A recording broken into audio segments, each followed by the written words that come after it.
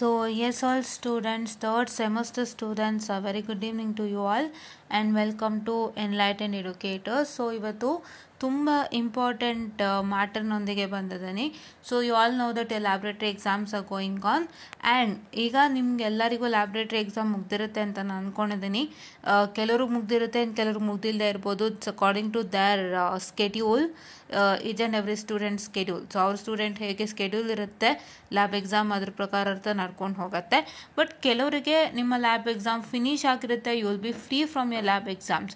So ಇವಾಗ ನಿಮಗೆ ಇರೋವಂಥದ್ದು ಟೈಮು 9 days ಇದೆ guys. You have time of 9 days, ಹೌದಾ? ಸೊ 9 days ಟೈಮ್ ಇದೆ. ಸೊ ಈ 9 daysನ ಹೇಗೆ ಯುಟಿಲೈಸ್ ಮಾಡ್ಕೊಳ್ಳೋದು ಅಂತ. ಸೊ ನಿಮ್ಗೆ ಆ್ಯಕ್ಚುಲಿ 9 days ಇರಲಿಲ್ಲ. To be frank, it was not 9 days for you all.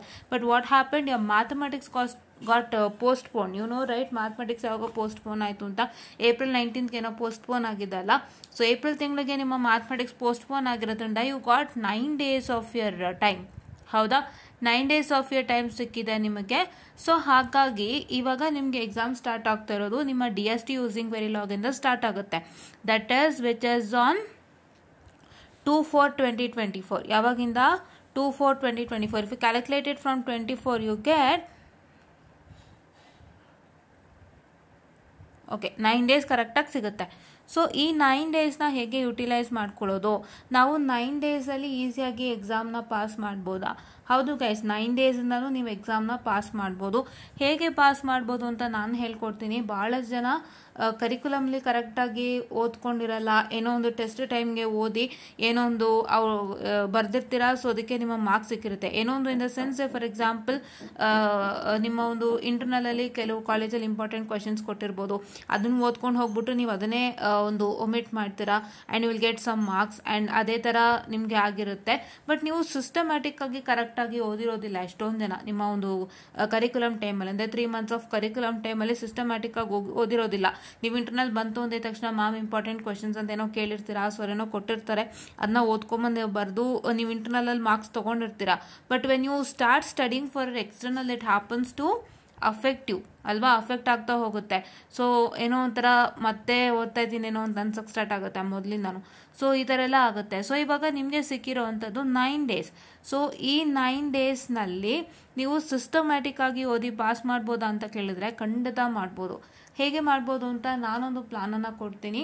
So ಆ ಪ್ಲಾನ್ ಪ್ರಕಾರ ಅಂತ ನೀವೇನು ಮಾಡಬೇಕಾಗತ್ತೆ, ಹೋಗಬೇಕಾಗತ್ತೆ. If you go according to the plan, then it is 100% that within 9 days. ಯಾರೇನೋ ಶುರುನೇ ಮಾಡಿಲ್ಲ, ನಾನೇನೋ ಟೆಸ್ಟ್ಗೆ ಏನೋ ಇಂಟರ್ನಲ್ ಟೈಮಲ್ಲಿ ಓದ್ಕೊಂಡು ಏನೋ ಬರೆದ್ಬಿಟ್ಟು ಇಂಟರ್ನಲ್ ಮಾರ್ಕ್ಸ್ ತೊಗೊತಿದ್ದೆ, ಬಟ್ ನಾನು ಕರೆಕ್ಟಾಗಿ ಸಿಸ್ಟಮ್ಯಾಟಿಕ್ಕಾಗಿ ಓದಿಲ್ಲ, ಸೊ ಇವಾಗಲೇ ನಾನು ಸಿಸ್ಟಮ್ಯಾಟಿಕ್ಕಾಗಿ ಓದಕ್ಕೆ ಶುರು ಮಾಡೋದು ಅಂತ ಅನ್ನೋರಿಗಾಗಿ this is a very good and important plan guys. ಹೌದಾ? ಸೊ ಈ ಪ್ಲಾನನ್ನು ಫಾಲೋ ಮಾಡಿ ನಿಮಗೆ ತುಂಬ ಹೆಲ್ಪ್ ಆಗುತ್ತೆ. ಇವಾಗ ನಿಮ್ಮ ಸಿಲೆಬಸ್ಗೆ ಬರೋಣ. First I will come to your syllabus. So ನಿಮ್ಮ ಸಿಲೆಬಸ್ ಬಂದು ಇದು. ಸೊ ನಿಮ್ಮ ಸಿಲೆಬಸ್ ಪ್ರಕಾರ ಆಯ್ತಾ, let me omit mathematics because mathematics is coming to the last. ಹೌದಾ? ಸೊ ಮ್ಯಾಥಮೆಟಿಕ್ಸ್ ನಾನು ಮಾತಾಡಲ್ಲ. I will not speak about your mathematics subject. So let me come to your digital system design using Verilog first. ಹೌದಾ? ಅದೇ first ನಿಮಗಿರೋವಂಥದ್ದು. Next ಯಾವ subject ಅಂತ ಹೇಳಿದ್ರೆ, next ನಿಮಗೆ ಬರೋವಂಥದ್ದು ಎಲೆಕ್ಟ್ರಾನಿಕ್ ಪ್ರಿನ್ಸಿಪಲ್ಸ್ ಆ್ಯಂಡ್ ಸರ್ಕ್ಯೂಟ್ಸ್ ಬರೋವಂಥದ್ದು. ಹೌದಾ? Okay, this is a next subject. And next ಬಂದು ನಿಮ್ಮ ನೆಟ್ವರ್ಕ್ ಎನಾಲಿಸಿಸ್ ಬರುತ್ತೆ. ಸೊ ನಿಮ್ಮ ನೆಟ್ವರ್ಕ್ ಎನಾಲಿಸಿಸ್ ಬರುತ್ತೆ. ಸೊ ಅದು ಆದಮೇಲೆ you will be having with respect to what I can say ಇದು ಲ್ಯಾಬೊರೇಟ್ರಿ ಆಯಿತು. ಸೊ ಇದು ಆದಮೇಲೆ ನಿಮಗೆ ಬರೋವಂಥ subject, so that is which one? That is nothing but your according to your elective. So ನಿಮಗೆ ಕಂಪ್ಯೂಟರ್ ಆರ್ಗನೈಸೇಷನ್ ಆ್ಯಂಡ್ ಆರ್ಕಿಟೆಕ್ಚರ್ ಹೇಳಿದರೆ ಅದನ್ನು ಓದ್ಕೊಳ್ತೀರಾ ಅಂತೆ. ಇಲ್ಲ ಅಂತ ಹೇಳಿದರೆ ನಿಮಗೆ ಎಲೆಕ್ಟ್ರಾನಿಕ್ ಡಿವೈಸಸ್ಸು ಅಥವಾ ಸೆನ್ಸರ್ಸ್ ಆ್ಯಂಡ್ ಇನ್ಸ್ಟ್ರುಮೆಂಟೇಷನ್ ನೀವು ಯಾವ್ದು ತೊಗೊಂಡಿರ್ತೀರೋ ಅದು ಬರುತ್ತೆ ನಿಮಗೆ. ಕರೆಕ್ಟಾ? That is according to your time table. ಹೌದಾ? ಓಕೆ.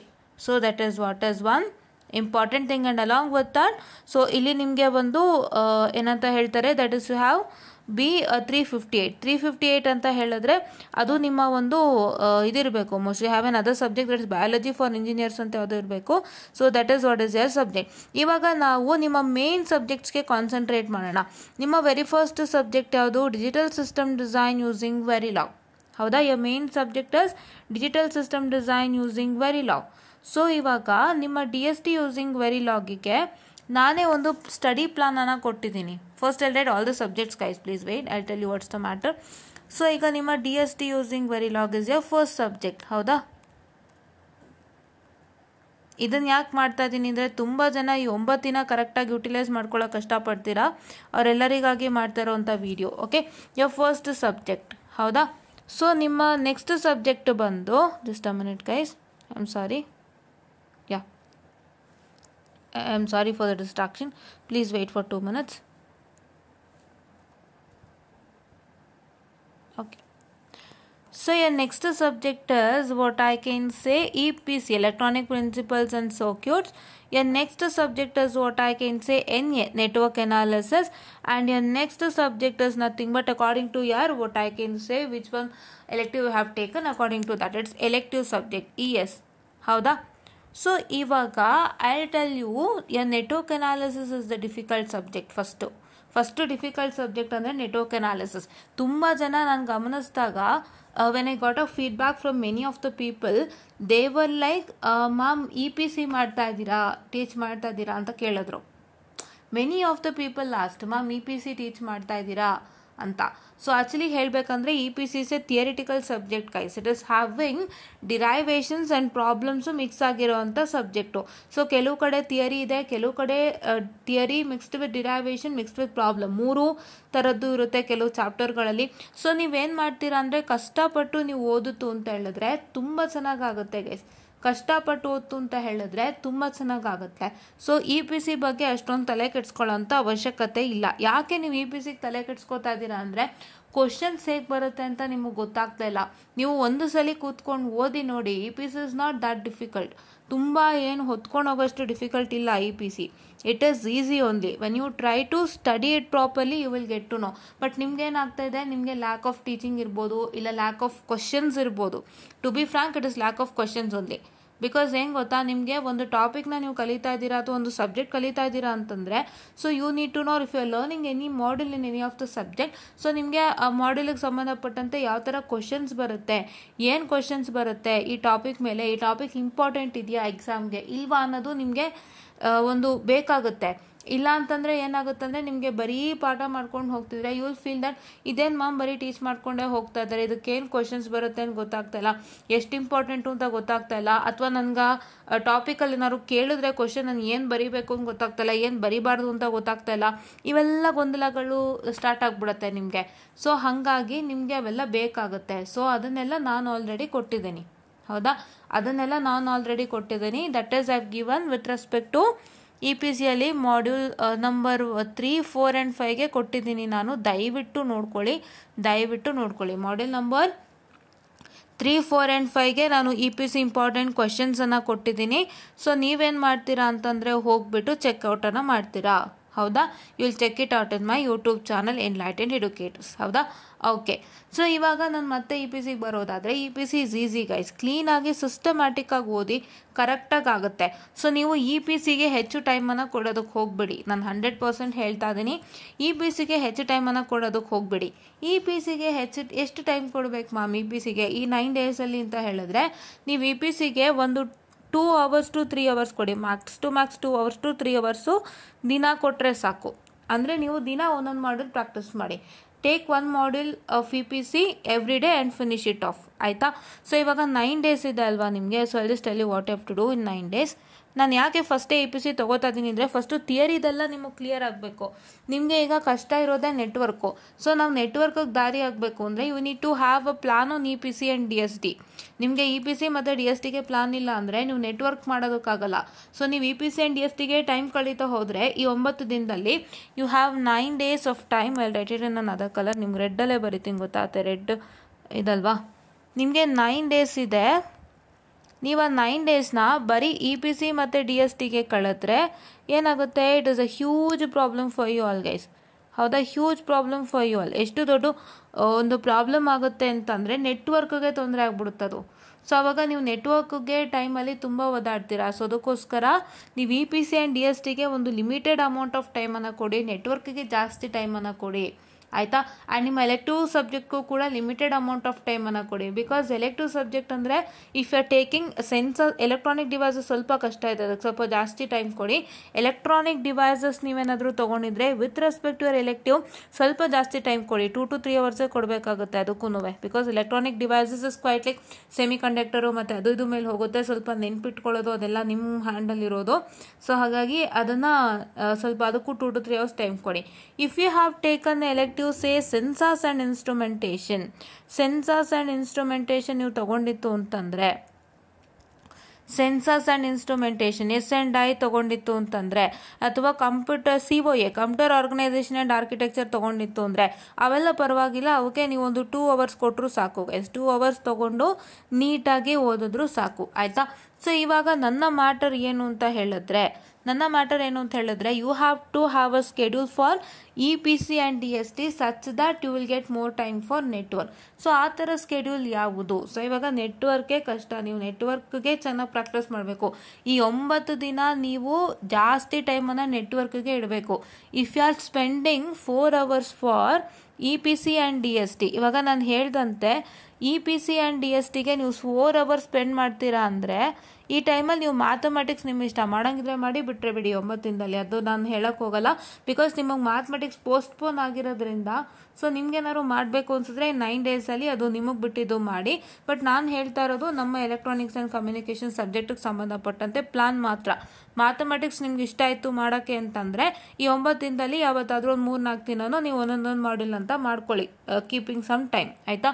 ಸೊ ನೀವು EPC ಆ್ಯಂಡ್ DST ಸೇರಿಸಿ ನೀವು 4 hours ಸ್ಪೆಂಡ್ ಮಾಡ್ತೀನಿ ಅಂತಂದರೆ, like for example keeping 2 hours for EPC and 2 hours for DST daily ಅಂತ ಇಟ್ಕೊಂಡು ನೀವು 4 hour ಮಾಡಿದ್ರೆ ನೀವು ಇನ್ನು ಮಿಕ್ಕಿದ ಏನು ಟೈಮ್ ಇದೆ ಅಷ್ಟೂ ನೆಟ್ವರ್ಕ್ಗೆ ಹಾಕಬೇಕು. Because network is a vast subject and network is having more and more question. So ನೀವು ಹೊಸದಾಗಿ ಯಾರಾದರೂ ನೆಟ್ವರ್ಕ್ನ ಮತ್ತೆ ಓದ್ತಾ ಇದ್ದೀರಾ ಅಂತಂದರೆ, ನಾನು ಟೆಸ್ಟಿಗೋಸ್ಕರ ಏನೋ ಕಲಿತು ಬರದೆ ಮ್ಯಾಮ್, ನಾನೇನು ಅಷ್ಟೊಂದು ಸೀರಿಯಸ್ ಆಗಿ ಓದಿಲಿಲ್ಲ, ಇವಾಗ ನಾನು ಇನ್ನು ಸೀರಿಯಸ್ ಆಗಿ ಓದಬೇಕು ಅಂತ ಅಂದ್ಕೊಂಡಿದ್ದೀನಿ. ಬಿಕಾಸ್ ಟೆಸ್ಟ್ಗೆ ಅಂದರೆ ನಿಮ್ಗೆ ಏನೋ ಒಂದಿಷ್ಟು ಕ್ವಶನ್ಸನ್ನು ಕೊಟ್ಟಿರ್ತಾರೆ, ಅದನ್ನೇ ಓದ್ಕೊಂಡೋಗಿ ಬರೆದಿರ್ತೀರಾ, ಬಟ್ ನೀವು ಇಂಡೆಪ್ತಾಗಿ ನೋಡಿರೋದಿಲ್ಲ ಅಲ್ಲ. ಸೊ ಆ ಥರ ನಾನು ಇಂಡೆಪ್ತಾಗಿ ಇವಾಗಿಂದ ಸ್ಟಾರ್ಟ್ ಮಾಡ್ತೀನಿ ಅಂದರೆ you have to follow this plan guys. ಏನು ಫಾಲೋ ಮಾಡಬೇಕು? EPC ಆ್ಯಂಡ್ DSTಗೆ ನೀವು 2 hours ಇಡಲೇಬೇಕು. ಆ್ಯಂಡ್ ಆ 4 hours ಆಗುತ್ತೆ ಅಲ್ಲಿಗೆ. ಸೊ ಆ 4 hours ಆದಮೇಲೆ ನೀವು ಮಿಕ್ಕಿದ ಟೈಮ್ನೆಲ್ಲ ಏನು ಮಾಡಬೇಕು? You need to keep it for what I can say the network ಅನಾಲಿಸಿಸ್ಗೆ ಹೆಚ್ಚು ಟೈಮ್ ಇಡಬೇಕಾಗುತ್ತೆ. ಈ ಥರ ಒಂದು ಪ್ಲಾನ್ ಹಾಕಬೇಕಾಗುತ್ತೆ. ಸೊ ಈಗ ಇದನ್ನ ಎಕ್ಸಾಕ್ಟಾಗಿ ಹೇಗೆ ಕಾರ್ಯರೂಪಕ್ಕೆ ತರೋದು ಅಂತ ನೀವು ಕೇಳೋದಾದರೆ, the very first thing I tell you was, so ಈ 9 daysನಲ್ಲಿ you can fluctuate with EPC and DST. ಹೆಂಗಾಗುತ್ತೆ ಅಂದರೆ, ಸೊ ವೆರಿ ಫಸ್ಟ್ ಡೇ ನೀವೇನು ಮಾಡ್ತೀರಾ? EPC ಸ್ಟಾರ್ಟ್ ಮಾಡ್ತೀರಾ, ನಾಳೆಯಿಂದ ತೊಗೊಳ್ಳಿ, 8 ದಿನ ತೊಗೊಳ್ಳೋಣಂತೆ. ಇವತ್ತು 24 ಅಲ್ವಾ, ಇವತ್ತು ರಾತ್ರಿ ಆಗೋಗಿದೆ. ಸೊ ನಾಳೆ ಲೆಕ್ಕ ಇಡೋಣ. ಸೊ 8 days ಆಯಿತು. ಸೊ ಫಸ್ಟ್ ಡೇ EPCನ ಒಂದು 2 hours ಪ್ರಾಕ್ಟೀಸ್ ಮಾಡಿ. 2 hours ಅಂದರೆ ಸಿಸ್ಟಮ್ ಆಗಿ ಕೂತ್ಕೊಂಡು ನೀವು ಆ 2 hours ಏನು ಓದ್ತೀರಾ ಅದು ನಿಮ್ಮ ತಲೆನಲ್ಲಿರಬೇಕು. ಏನೋ ಲೈಕ್ ಸುಮ್ಮನೆ ಕೂತ್ಕೊಂಡೇನೋ ಓದ್ಬಿಟ್ಟೆ ನಂದಾಯಿತು ಅನ್ನೋದರಲ್ಲ.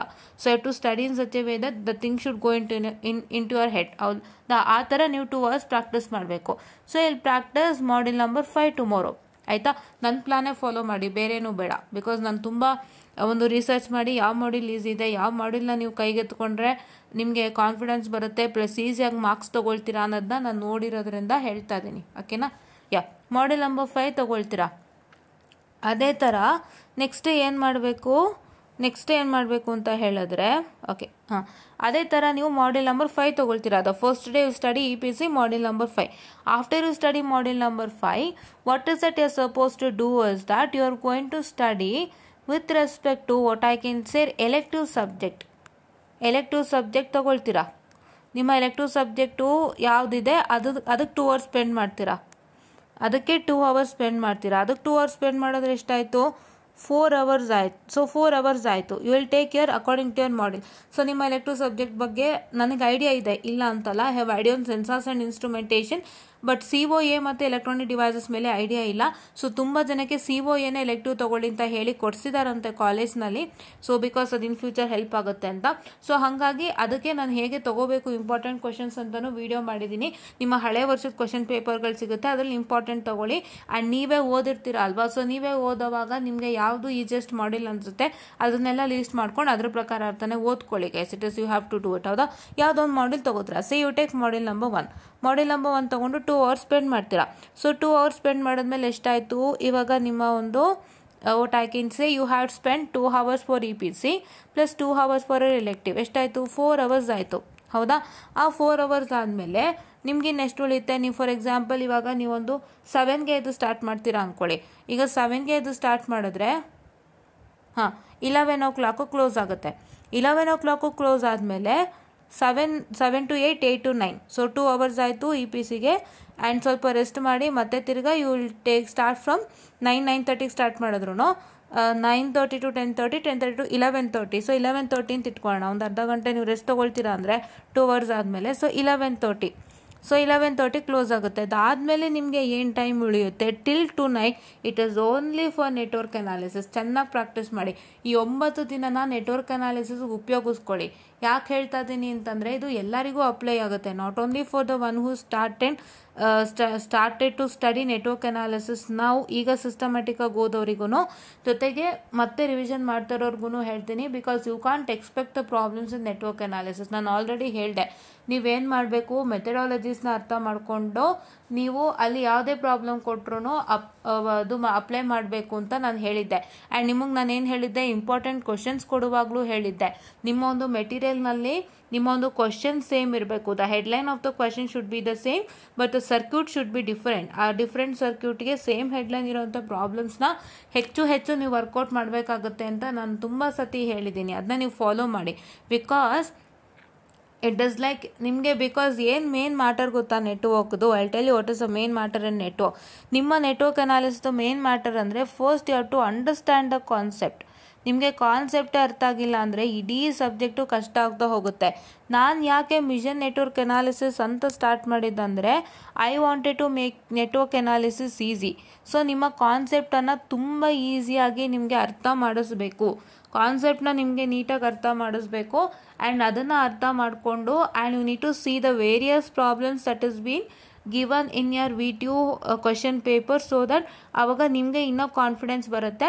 ಆ್ಯಂಡ್ ಅದೇ ಥರದ್ದು ಇನ್ನೂ ಹೆಚ್ಚು ಲೆಕ್ಕ ನಿಮ್ಮ ಟೆಕ್ಸ್ಟ್ ಬುಕ್ನಲ್ಲಿ ನೀವು ವರ್ಕೌಟ್ ಮಾಡಿಕೊಂಡು ಒಳ್ಳೆ ರಿಸಲ್ಟ್ಸ್ ತೊಗೋಬೋದು ಅಂತ ಕಾರಣಕ್ಕೆ ನಾನು ಮಾಡಿರೋವಂಥದ್ದು. I have made you to learn the concept in an easier manner. ಯಾವುದೇ ಥರ ಕಷ್ಟ ಇಲ್ಲದಂತೆ ನಿಮಗೆ ಈಸಿಯಾಗಿ ನಾನು ಹೇಳ್ಕೊಟ್ಟಿದ್ದೀನಿ. ಅಂದರೆ ನಾನು ಯಾವುದೇ ಥರ ಕಾಂಪ್ಲೆಕ್ಸಿಟಿ ಮಾಡಿಲ್ಲ. ಅದು ಹೇಗಿದೆ ಅದನ್ನು ಇನ್ ಡೀಟೇಲ್ ಆಗಿ ಸಣ್ಣ ಮ್ಯಾಟರ್ನೂ ಎಕ್ಸ್ಪ್ಲೈನ್ ಮಾಡಿದ್ದೀವಿ.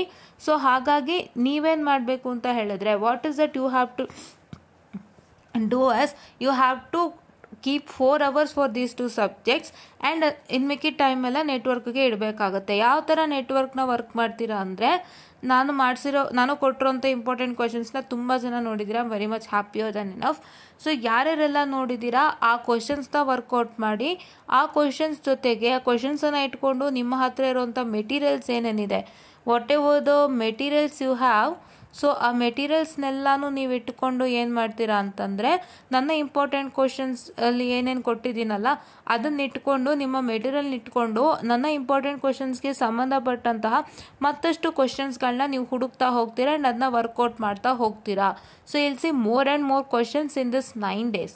ಹೌದಾ, ಮೋರ್ ಆ್ಯಂಡ್ ಮೋರ್ ಕ್ವಶನ್ಸ್ ಅಂದರೆ ಎಷ್ಟು ಥರ ಕ್ವಶನ್ಸನ್ನು ನೋಡ್ತೀರಾ. ನಾನು ಅದೊಂದು ಇಂಪಾರ್ಟೆಂಟ್ ಕ್ವಶನ್ಸ್ ಕೊಟ್ಟಿದ್ದೆ. Say like find the power delivered by this ohm resistor using mesh analysis ಅಂತ, ಅಥವಾ find the power delivered by 5 ohm resistor using mesh analysis ಅಂತ ಕೇಳಿದ್ದೀನಿ ಅಂತ ಇಟ್ಕೊಳ್ಳಿ. ನಾನು ಇಂಪಾರ್ಟೆಂಟ್ ಅದು ಕೊಟ್ಟಿದ್ದೆ ಅಂತ ಇಟ್ಕೊಳ್ಳಿ. I have given a circuit and I have told you to find the power delivered by the 5 ohm resistor in mesh analysis ಅಂತ. ಸೊ ಅವಾಗ ಏನಾಗುತ್ತೆ ಅಂತ ಹೇಳಿದ್ರೆ, what is that going to happen is that you're going to find out the same kind of question with a different circuit. That is, find the power delivered by this resistor using mesh analysis. So ಈ ಥರ question ಎಲ್ಲಿದೆ ಅಂತ ಹುಡ್ಕೊಂಡು ಹೋಗ್ತೀರಾ. But a circuit should be very much different. ಹೌದಾ, circuit different ಆಗಿರಬೇಕು. ಅದನ್ನ ಹುಡುಕೊಂಡು ಆ ಥರದ್ದೆಲ್ಲ ನೀವು ಲೆಕ್ಕಗಳನ್ನ ವರ್ಕೌಟ್ ಮಾಡ್ತಾ ಹೋಗ್ತೀರಾ. ಸೊ ಆ ಥರನೇ ನೀವೇನು ಮಾಡ್ತೀರಾ, you will do it till 8 days. 8 days ಆ ಥರ ಮಾಡ್ತೀರಾ. ಸೊ ನಿಮ್ಮ ಸೆಕೆಂಡ್ ಡೇ ಏನು ಮಾಡ್ತೀರಾ, what is that you are going to do for second day ಅಂತ ಹೇಳಿದ್ರೆ ಐ ಆಮ್ ಸಾರಿ. ಸೊ ಇದು ನಿಮ್ಮ ಫಸ್ಟ್ ಡೇ ಪ್ಲಾನ್ ಆಯಿತು. ಸೊ ಹೇಗೆ ಓದಬೇಕು ನೆಟ್ವರ್ಕ್ ಅಂತ ಹೇಳಿದ್ದೀನಿ. ನನ್ನ ಇಂಪಾರ್ಟೆಂಟ್ ಕ್ವಶನ್ಸ್ ಜೊತೆಗೆ ಅದೇ ಥರದ ಇನ್ನೂ ಹಲವಾರು ಕ್ವಶನ್ಸ್ಗಳನ್ನ ಹುಡುಕೊಂಡು, ಅಂದರೆ ಹುಡ್ಕೊಂಡು in the sense you're already having a material textbook ಏನೇನೋ ಕಲೆಕ್ಟ್ ಮಾಡ್ಕೊಂಡಿರ್ತೀರ ಅಲ್ವಾ, ಅದನ್ನೆಲ್ಲನೂ ನೀವೇನು ಮಾಡ್ತೀರಾ ಅಂದರೆ ಇಟ್ಕೊಂಡು ಅದರಲ್ಲಿ ನಾನು ಕೊಟ್ಟಿರೋಂಥ ಕ್ವಶನ್ಸ್ ಜೊತೆಗೆ ಅದೇ ಬೇಸಿಸ್ ಮೇಲೆ ಇನ್ನೂ ಯಾವ್ಯಾವ ಥರ ಕ್ವಶನ್ಸ್ಗಳಿದೆ, ಇನ್ನೂ ಯಾವ್ಯಾವ ಸರ್ಕ್ಯೂಟ್ಸ್ ಇದೆ, ಅದೇ ಬೇಸಿಸ್ ಮೇಲೆ ನೋಡಿಕೊಂಡು ಅದನ್ನೆಲ್ಲ ನೀವು ವರ್ಕೌಟ್ ಮಾಡ್ತೀರಾ, ಚೆನ್ನಾಗಿ ಪ್ರಾಕ್ಟೀಸ್ ಮಾಡ್ತೀರಾ. ಬಟ್ ನಾನು ಕೊಟ್ಟಿರೋಂಥ ಇಂಪಾರ್ಟೆಂಟ್ ಕ್ವಶನ್ಸ್ ಮೇಲೇ ನಿಮ್ಮ ಎಕ್ಸಾಮಿಗೆ ಕ್ವಶನ್ಸ್ ಬರೋವಂಥದ್ದು. But the circuit will be different ಅಷ್ಟೇ. The question headline will be the same but the circuit will be different. So ಆ ಥರನೇ ನೀವು ಹುಡ್ಕೊಂಡು ಹೋಗಬೇಕು. ಅದು ನಾನು ಇಂಪಾರ್ಟೆಂಟ್ ಕ್ವಶನ್ಸ್ ಹೇಳುವಾಗಲೇ ತುಂಬ ಸಲ ಹೇಳಿದ್ದೀನಿ. ಅದನ್ನೊಂದ್ಸಲಿ ನೋಡಿ ನಿಮ್ಗೆ ಅಲ್ಲೇ ಗೊತ್ತಾಗುತ್ತೆ, ಆಯಿತಾ? ಓಕೆ. ಆ್ಯಂಡ್ ಹೇಗೆ ಸ್ಟಾರ್ಟ್ ಮಾಡ್ತೀರಾ ನೆಟ್ವರ್ಕ್ನ ಅಂದರೆ ಅಕಾರ್ಡಿಂಗ್ ಟು ಮೈ ಪ್ಲಾನ್. ನನ್ನ ಪ್ಲಾನ್ ಏನು ನೆಟ್ವರ್ಕಿಗೆ ಮಾಡ್ಯೂಲ್ 1, ಮಾಡ್ಯೂಲ್ 5, ಮಾಡ್ಯೂಲ್ 4 ಆ್ಯಂಡ್ 2 ಈ ಥರ ವರ್ಕೌಟ್ ಮಾಡ್ಕೊಳ್ಳಿ. ಓಕೆನಾ? This is what is your plan. So first day you keep it for module number 1, ಅಥವಾ ನೀವು ಮಾಡ್ಯೂಲ್ ನಂಬರ್ 1ನ ಅರ್ಧ ದಿನ ಅಂದರೆ ಈಗ ನಾಳೆ ಮಾಡ್ಯೂಲ್ ನಂಬರ್ 1 ಅರ್ಧ ಮಾಡಿದ್ರೆ ನಾಳಿದ್ದು ಇನ್ನು ಅರ್ಧ ಮಾಡ್ಯೂಲ್ ನಂಬರ್ 1 ಮಾಡ್ಕೊಂಡು ಫಿನಿಶ್ ಮಾಡ್ಕೊಳ್ತೀರಾ. Like that you divide. Say you divide into 2 concepts and practice the 2 concepts daily. ಇವಾಗ ನಾಳೆ ನೀವು ನೆಟ್ವರ್ಕ್ ಅನಾಲಿಸಿಸ್ ಆಫ್ಟರ್ 11:30 ಸ್ಟಾರ್ಟ್ ಮಾಡ್ತೀರಾ ಅಂದರೆ you start with module number 1 and either you try to finish source transformation, source shifting, star to delta, S2D and star delta transformation and you study mesh analysis. ಈ ಮೂರನ್ನು ಮಾಡ್ಕೊಳ್ಳಿ, ಆಯಿತಾ? ನಾಳಿದ್ದು ನೀವು ನೋಡ್ analysis ಮಾಡ್ಕೊಳ್ಳಿ. ಅಲ್ಲಿಗೆ ಮಾಡ್ಯೂಲ್ ನಂಬರ್ 1 ಕಂಪ್ಲೀಟ್ ಆಗುತ್ತೆ. ಅದಾದಮೇಲೆ ಮತ್ತೆ ನೀವು ಮಾಡ್ಯೂಲ್ 5 ಬರ್ತೀರಾ. ಮಾಡ್ಯೂಲ್ 5ಅಲ್ಲಿ 2 ಪೋರ್ಟ್ ನೆಟ್ವರ್ಕ್ ಮಾಡ್ಕೊಳ್ಳಿ. ಯಾವತ್ತು ಅದ್ರದ್ದು ನಾಳಿದ್ದು ಮತ್ತು 2 ಪೋರ್ಟ್ ನೆಟ್ವರ್ಕ್ ಮಾಡ್ಕೊಂಡ್ಮೇಲೆ ನಾಳಿದ್ದು ಅಲ್ಲಿಗೆ ನೋಡು ಮತ್ತು 2 ಪೋರ್ಟ್ ನೆಟ್ವರ್ಕ್ ಕ್ಲೋಸ್ ಮಾಡಿ. ಮತ್ತೆ ಏನಂತ ಹೇಳ್ತಾರೆ, ದಿಸ್ ಇಸ್ 24 ಅಲ್ವಾ, 26 ಅಲ್ವಾ, 27 ಮತ್ತೆ ಏನು ಮಾಡ್ತೀರಾ, you will come to resonance. ಆ ಥರ ನೀವು ಡಿವೈಡ್ ಮಾಡಿಕೊಂಡು ನೀವು ಮಾಡ್ಕೊಳ್ತಾ ಹೋಗ್ತೀರಾ, right? And second day, first ಡೇದು ಆಯಿತು ಪ್ಲಾನಿಂಗ್ ಅಲ್ವಾ. ಸೊ ಸೆಕೆಂಡ್ ಡೇದು ಪ್ಲಾನಿಂಗ್ ಏನು ಅಂತ ಹೇಳಿದ್ರೆ, second day you will start to work DST using Verilog. DST using ವೆರಿಲಾಗ್ಗೆ 2 ಅವರ್, ಮತ್ತು ನಿಮ್ಮ ಒಂದು ಎಲೆಕ್ಟಿವ್ಗೆ 2 ಅವರ್ನ ಇಟ್ಕೊಳ್ತೀರಾ, 4 ಅವರ್ ಆಯಿತು. ಮತ್ತು ರಿಮೈನಿಂಗ್ ಅವರ್ಸ್ ಫಾರ್ ನೆಟ್ವರ್ಕ್. ಇದೇ ಥರ you will fluctuate. So second day DST ಆಯಿತು ಅಂದರೆ ಮತ್ತೆ ಥರ್ಡ್ ಡೇ EPCಗೆ ತೊಗೊಳ್ತೀರಾ, EPC ವಿತ್ ಎಲೆಕ್ಟಿವ್. ಮತ್ತು ಫೋರ್ತ್ ಡೇ ಏನು ಮಾಡ್ತೀರಾ, ಮತ್ತೆ fourth day it is what I can say your this one, which one, that is your DST with elective. ಮತ್ತೆ ಫಿಫ್ತ್ ಡೇ ಏನು EPC ವಿತ್ ಎಲೆಕ್ಟಿವ್, ಮತ್ತು sixth day ಏನು DST with elective. ಆ ಥರ ಮಾಡ್ಕೊಳ್ತೀರಾ, fluctuations ಮಾಡ್ಕೊಳ್ತೀರಾ, ಹೌದಾ? ಸೊ ಇವಾಗ ನಾನು ಕರೆಕ್ಟಾಗಿ ಪ್ಲಾನನ್ನು ಬರೆಯೋದಾದರೆ, write the plan correctly, please wait guys. So yeah,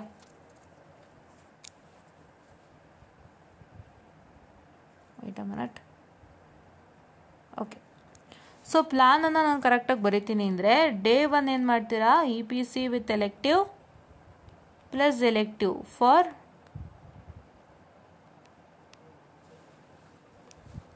4 hour, ಆಯಿತಾ? ಸೊ NA ಏನು ಮಾಡ್ತೀರಾ ಅಂತ ಹೇಳಿದ್ರೆ, NA you study source transformation and source shifting, ಆಮೇಲೆ star to delta, SD transformation and mesh ಮಾಡಂಗಿರ ಮಾಡ್ಕೊಳ್ಳಿ, ಇಲ್ಲ ಅದನ್ನು ನೆಕ್ಸ್ಟ್ ಡೇಗೆ ಹಾಕ್ಕೊಳ್ಳಿ, ಪರವಾಗಿಲ್ಲ. It's according to your what I can say this one, ನಿಮ್ಮ ಕೆಪಾಸಿಟಿ ಮೇಲೆ, ಓಕೆನಾ? ಆ್ಯಂಡ್ ಸೆಕೆಂಡ್ ಡೇ ಏನು ಮಾಡ್ತೀರಾ, DST plus elective, once again 4 hour. And your what I can say the which one, that is once again network analysis. NA ಏನು ಮಾಡ್ತೀರಾ, ಇದು 4 hours, ಹೌದಾ? And once again NA ಏನು ಮಾಡ್ತೀರಾ, you will start with node analysis. NA nodal analysis, what I can say 2 port ನೆಟ್ವರ್ಕನ್ನು ಮಾಡ್ತೀರಾ, ಹೌದಾ? Okay. So ಈ ಥರ. ಸೊ ನೆಕ್ಸ್ಟು ಥರ್ಡ್ ಡೇ ಏನಾಯಿತು, ಸೊ ಥರ್ಡ್ ಡೇ, ಸೊ ನಿಮಗೆ ನಾನೇನಂತ ಹೇಳಿದ್ದೆ, EPC plus elective, DST plus elective 4 hours ಅಂತ. ಸೊ ನೀವು ಫಸ್ಟ್ ಡೇ EPC ಓದೋವಾಗ ನೀವೇನು ಮಾಡಬೇಕು, ಒಂದೊಂದು ಮಾಡ್ಯೂಲ್, ದಿನಕ್ಕೆ ಒಂದೊಂದು module guys. EPC 1 module, elective 1 module, DST 1 module, elective 1 module. EPC, DST ಮತ್ತು NAಗೆ ನಾನೇ ಸ್ಟಡಿ ಪ್ಲಾನ್ ಕೊಟ್ಟಿದ್ದೀನಿ. ಯಾವ ಮಾಡ್ಯೂಲಿಂದ ಫಸ್ಟ್ ಸ್ಟಾರ್ಟ್ ಮಾಡಬೇಕು, ಯಾವ ಮಾಡ್ಯೂಲ್ ಫಸ್ಟ್ ಬರೀಬೇಕು, ಅದನ್ನೆಲ್ಲ ನಾನು ನಿಮ್ಗೆ ಹೇಳಿದ್ದೀನಿ. ಅದನ್ನ ನನ್ನ ಚಾನಲಲ್ಲಿ ನೋಡ್ಕೊಳ್ಳಿ, ಆಯಿತಾ? EPC important, DST important, NA ಇಂಪಾರ್ಟೆಂಟಲ್ಲೇ ಎಲ್ಲ ಹೇಳಿದ್ದೀನಿ, ದಯವಿಟ್ಟು ನೋಡ್ಕೊಳ್ಳಿ, ಓಕೆನಾ? ಮತ್ತು EPC ಪ್ಲಸ್ ಎಲೆಕ್ಟಿವ್ 4 ಅವರ್ಸ್, ಹೌದಾ? ಪ್ಲಸ್ ಮತ್ತು NA ಯಾವ್ದು ಉಳ್ಕೊಂಡಿತ್ತು ಇವಾಗ ನಿಮಗೆ 2 ಪೋರ್ಟ್ ನೆಟ್ವರ್ಕ್ ಮುಗಿದ್ಮೇಲೆ you will start with resonance ನಾನು ಏನು ಹೇಳಿದ್ದೀನಿ ಅಷ್ಟೇ ಮಾಡಿ, ಬೇರೇನೂ ಬೇಡ. ಓಕೆನಾ, ರೆಸೋನೆನ್ಸು. ಸೊ ರೆಸೋನೆನ್ಸ್ ಪ್ಲಸ್ ನೀವು ಮಾಡ್ಯೂಲ್ ನಂಬರ್ 2 ಇಂದ ಬೇಕಾದ್ರೆ Thevenin's theorem, Norton's theorem superposition ತೊಗೊಳ್ಳಿ. ಫಸ್ಟೇ ಸೂಪರ್ ಪೊಸಿಷನ್ ಅಲ್ವಾ. Okay,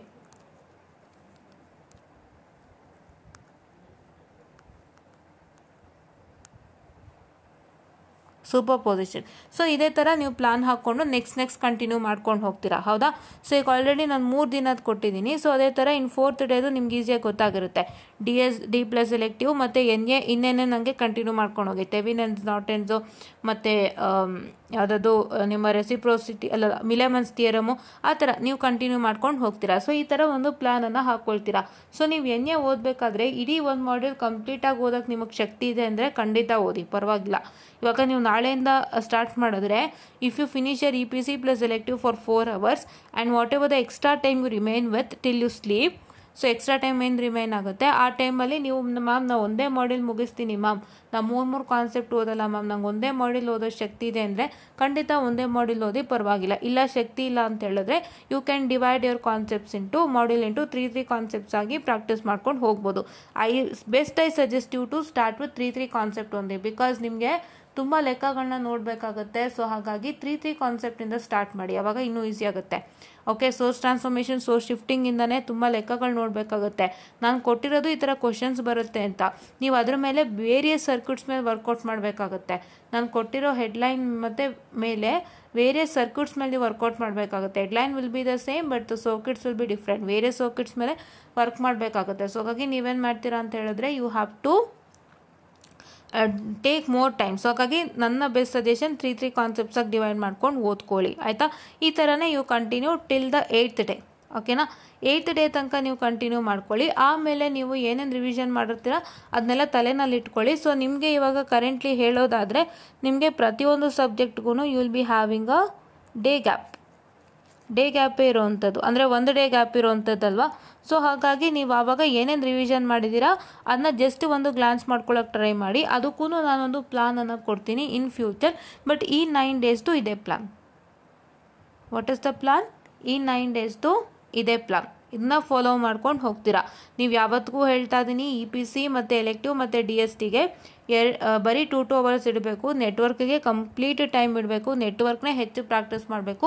because that subject is of quite difficulty. ನಿಮಗೆ ಯಾವ್ಯಾವ ಥರ ಕ್ವಶನ್ಸ್ ಬರುತ್ತೆ ಅಂದರೆ ಯಾವ್ಯಾವ ಥರ ಸರ್ಕ್ಯೂಟ್ ಬರುತ್ತೆ ಅಂತ ಹೇಳೋಕ್ಕೆ ಬರಲ್ಲ. ನಾನು ಅದನ್ನು ಕ್ಲಿಯರ್ ಮಾಡಿಬಿಡ್ತೀನಿ. ತುಂಬ ಜನ ಅನ್ಕೋಬೋದು ಮ್ಯಾಮ್ ಇಂಪಾರ್ಟೆಂಟ್ ಕೊಟ್ಟಿದ್ದಾರೆ, ಇಂಪಾರ್ಟೆಂಟ್ ಕೊಟ್ಟಿನೂ ಹಿಂಗೆ ಹೇಳ್ತಿದ್ದಾರಲ್ಲ ಅಂತ. ಇಲ್ಲ, ನಿಮಗೆ ಹೆಡ್ಲೈನ್ ನನ್ನ ಕ್ವಶನ್ ಏನು ಬರೆದಿದ್ದೀನಲ್ಲ, ನೀವು ಇಂಪಾರ್ಟೆಂಟ್ ಕ್ವಶನ್ಸ್ ನೋಡಿ ಅಲ್ಲಿ, ಅದರಲ್ಲಿ ನಾನು ಹೆಡ್ಲೈನ್ ಬರೆದಿದ್ದೀನಿ ಕ್ವಶನ್ಸ್ದು. That headline same guys. ಆ ಹೆಡ್ಲೈನ್ಲಿ ಏನು ಬದಲಾವಣೆ ಆಗಲ್ಲ, 100% same. But a circuit will be different. ನಿಮ್ಮ ಸರ್ಕ್ಯೂಟ್ ಡಿಫ್ರೆಂಟ್ ಇರುತ್ತೆ. ನಾನು ಮಾತಾಡ್ತಾ ಇರೋದು a circuits might be complex some time.